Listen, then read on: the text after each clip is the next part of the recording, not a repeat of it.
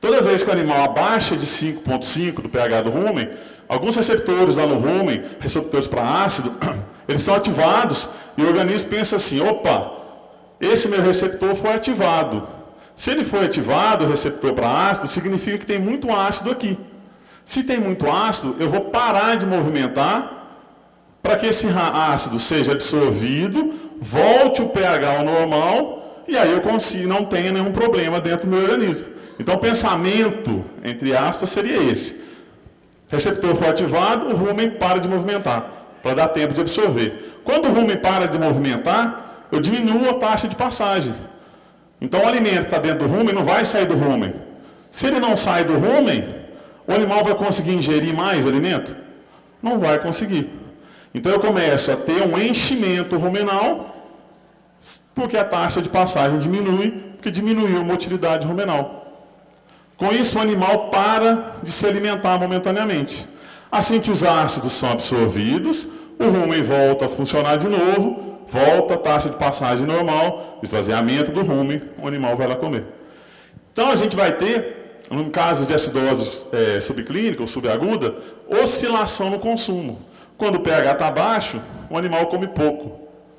O pH voltou a subir, o animal vai lá e come novamente.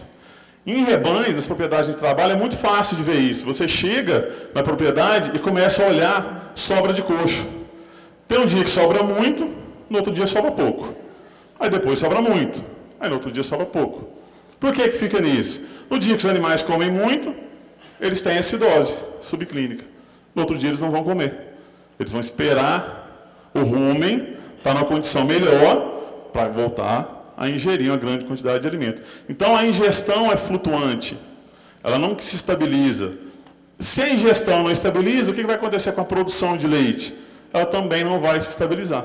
Então, é fácil a gente chegar na propriedade e pegar lá. Eu não tenho mensurado a sobra, mas eu vou lá no tanque, quanto é fornecido por dia, eu tenho. E eu começo a ver flutuação na entrega do leite.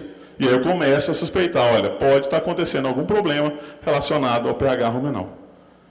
Outra desvantagem que eu tenho quando o pH é abaixo de 5,5, ou próximo de 5,5, é que eu diminuo a degradabilidade de fibra.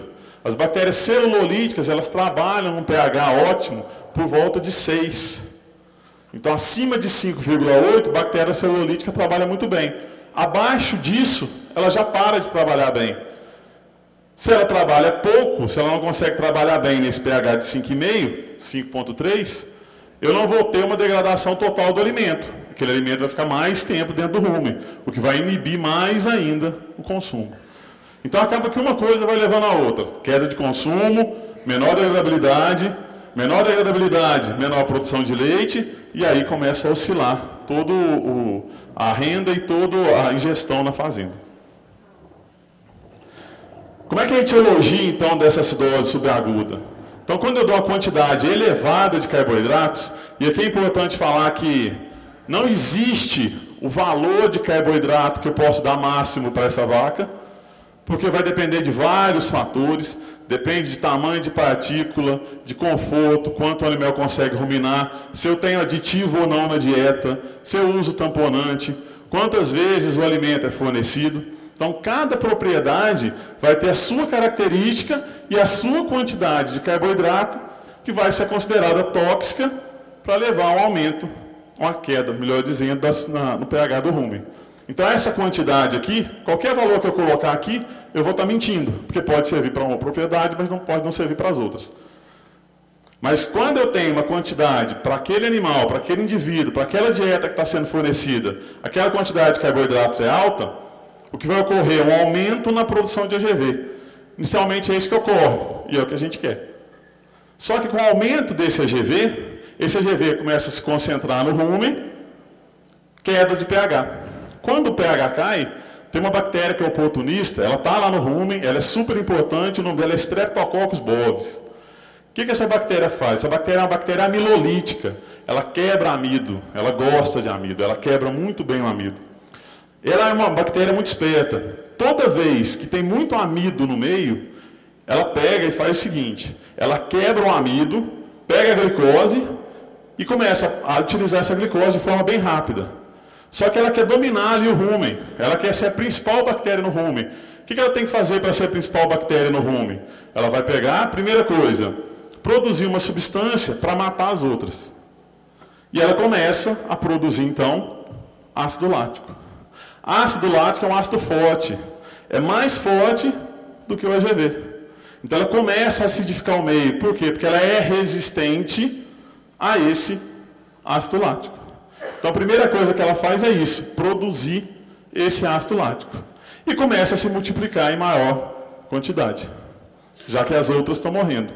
E aí sobra substrato para ela. Então na acidose eu tenho inicialmente produção de AGV, crescimento de Streptococcus bovis, depois quando ele começa a crescer demais, ele produz ácido lático para matar as bactérias que estão próximas dele. Se essa produção de ácido lático for muito grande, o pH pode cair de 5 e o animal vir a óbito. pH abaixo de 5 pode levar o animal a óbito.